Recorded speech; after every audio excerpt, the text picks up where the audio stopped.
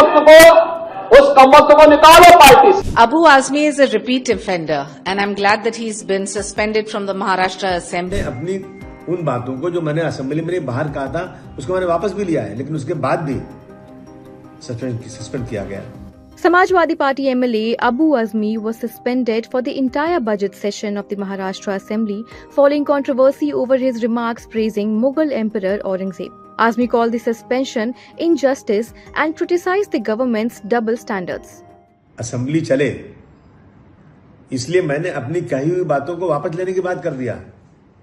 मैंने कोई गलत बात तो किया नहीं था, लेकिन उसके बाद भी कि ये सब जो बवंडर चल रहा है, जो असेंबली रोकी जा रही है, असेंबली चले और बजट सेशन में कम से कम कुछ काम हो। कारपोरेशन इलेक्शन पिछले 3 साल से हुआ नहीं है, गलियां खराब पड़ी हैं, बहुत सारे काम रुके हुए हैं।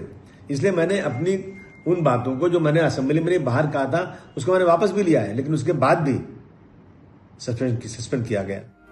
In response, SP President Akhilesh Yadav condemned the suspension, arguing that punishing individuals based on their ideology undermines freedom of expression. He defended his party's representatives, calling the suspension a childish attempt to silence them. But the controversy escalated when Azmi's comments triggered an uproar in the Maharashtra Assembly.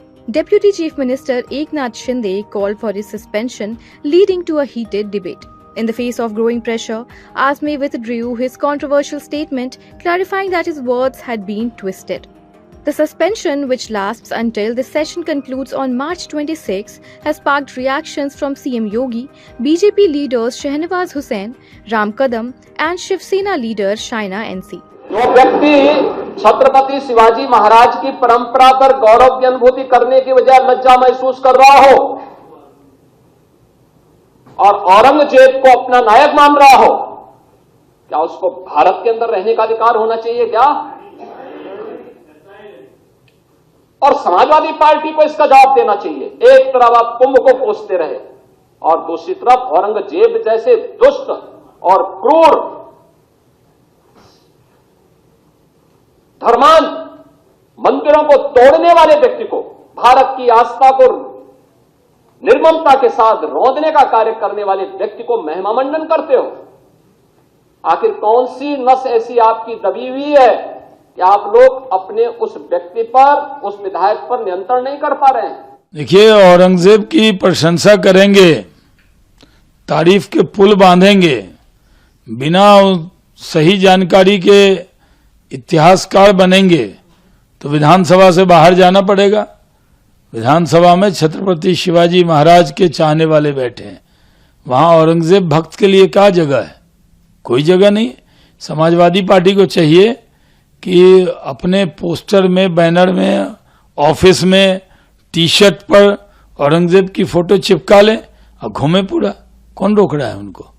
Aurangzeb से बड़ी मोहब्बत हो गई समाजवादियों को। विधानसभा ने इस विधानसभा सत्र तक उन्हें निलंबित किया है और सर्वोच्च न्यायपालिका का एक फैसला रहा है कि एक विधानसभा सत्र के अधिक निलंबन नहीं किया जा सकता। पर विधायकों की मांग, सभी क्रोधित है, पूरा महाराष्ट्र और देश की भावना, उसका सम्मान रखते हुए कमेटी गठित की गई है और कमेटी सर्वोच्च न्यायपालिका का वो जो फैसला उसे खंगालेगी। कानून के अलग अलग प्रावधानों का अध्ययन करके समाजवादी पार्टी के दल के इस नेता को अधिक से अधिक कठोर दंड देगी, शिक्षा। Abu Azmi is a repeat offender, and I'm glad that he's been suspended from the Maharashtra Assembly, and Yogi Adityanath ji demanding that he be suspended from the Samajwadi Party is absolutely legit, because he makes a hero out of Aurangzeb, who did nothing but destroy Hindu temples, whether it was Kashi Vishwanath, Trambakeshwar, or the doings in West Bengal and Orissa.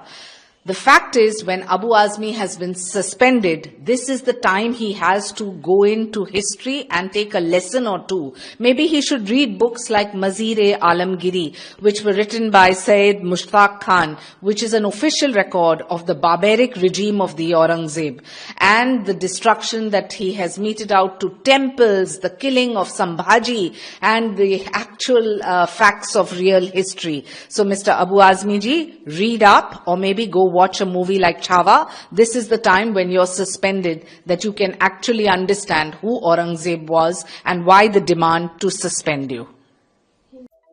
Subscribe to Midday India. Get direct notifications on all our videos by clicking on the bell icon.